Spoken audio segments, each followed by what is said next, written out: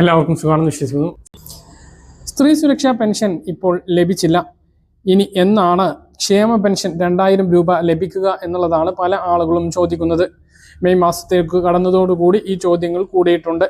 May 4-നാണ് നമ്മുടെ സംസ്ഥാനത്ത് തെരഞ്ഞെടുപ്പ് റിസൾട്ട് വരുന്നത്. ഇന്ന് മെയ് 2-ാം തീയതി നമ്മുടെ സംസ്ഥാനത്തെ നിലവിലെ മന്ത്രിസഭയുടെ അവസാന മന്ത്രിസഭാ യോഗം കഴിഞ്ഞു. അതുകൊണ്ട് തന്നെ പുതിയ മന്ത്രിസഭ അധികാരത്തിൽ വന്നതിന് ശേഷമേ ഇനി അടുത്ത മന്ത്രിസഭാ യോഗം ഉണ്ടാവുകയുള്ളൂ. LDF വന്നാലും UDF വന്നാലും മെയ് 25-ന് മുമ്പ് മന്ത്രിസഭ രൂപീകരിക്കും. അപ്പോൾ മെയ് 25-ാം തീയതി മുതൽ നമുക്ക് ക്ഷേമ പെൻഷൻ ലഭിക്കും എന്നാണ് നമ്മൾ പ്രതീക്ഷിക്കുന്നത്.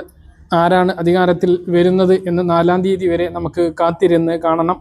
അപ്പോൾ ആര് വന്നാലും ക്ഷേമ പെൻഷൻ ഇനി മുടങ്ങില്ല എന്ന് തന്നെ നമുക്ക് പ്രതീക്ഷിക്കാവുന്നതാണ്. ഒന്നാം പിണറായി സർക്കാരാണ് എല്ലാ മാസവും 20-ാം തീയതിക്കും 30-ാം തീയതിക്കും ഇടയിൽ പെൻഷൻ വിതരണം ആക്കിയത്.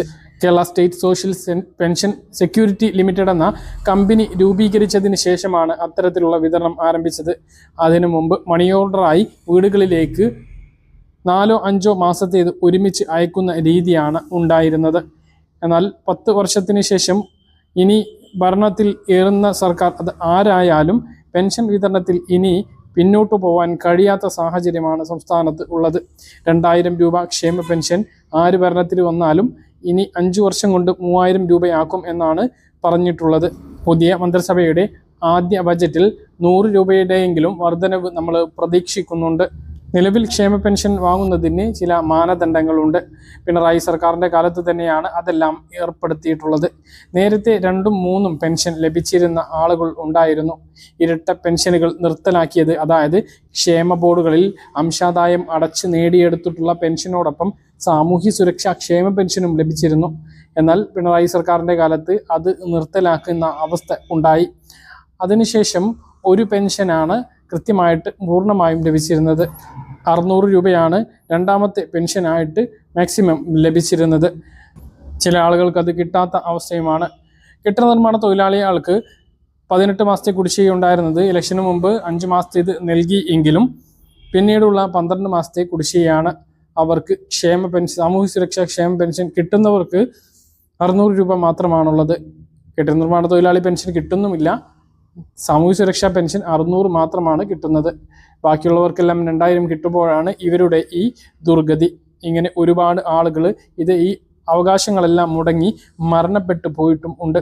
എന്തായാലും പുതിയ സർക്കാർ വരുമ്പോൾ ഇനി ഇരട്ട പെൻഷൻ ഉണ്ടാകുമോ, അതോ മുടങ്ങിയിട്ടുള്ള കെട്ടിട നിർമ്മാണ തൊഴിലാളി പെൻഷൻ പോലുള്ളവ പുനഃസ്ഥാപിക്കുമോ, കൃത്യമായിട്ട് വിതരണം ചെയ്യുമോ എന്നൊക്കെ നമ്മൾ കാത്തിരുന്ന് കാരണം. മറ്റൊന്ന് മാനദണ്ഡങ്ങളാണ്. 1 ലക്ഷം രൂപയ്ക്ക് മുകളിലുള്ള വരുമാനം, 1000 cc മുകളിലുള്ള വാഹനം, 2000 സ്ക്വയർ ഫീറ്റിന് മുകളിലുള്ള വീട്, 2 ഏക്കറിലധികം ഭൂമി, താമസിക്കുന്ന വീട്ടിൽ AC ഉൾപ്പെടെയുള്ള ആഡംബര സൗകര്യങ്ങൾ ഉണ്ട് എങ്കിൽ അവയെല്ലാം പെൻഷന് അർഹത ഇല്ലാത്ത കാര്യങ്ങളാണ്. എന്നാൽ ഇത് സ്വന്തമായിട്ട്, അതായത് വാർദ്ധക്യത്തിലെത്തിയിട്ടുള്ള ആളുകൾക്ക് ലഭിച്ചോണം എന്നില്ല. അവർ ഉൾപ്പെടുന്ന റേഷൻ കാർഡിലെ മറ്റൊരു അംഗങ്ങൾക്ക് ഉണ്ട് എങ്കിലും പെൻഷൻ മുടങ്ങുന്ന സാഹചര്യമുണ്ട്. ഇനി പുതിയ സർക്കാർ വന്നിട്ട് അതിൽ ഇളവ് നൽകുമോ എന്നുള്ള ഒരു പ്രതീക്ഷയും നമുക്കുണ്ട്.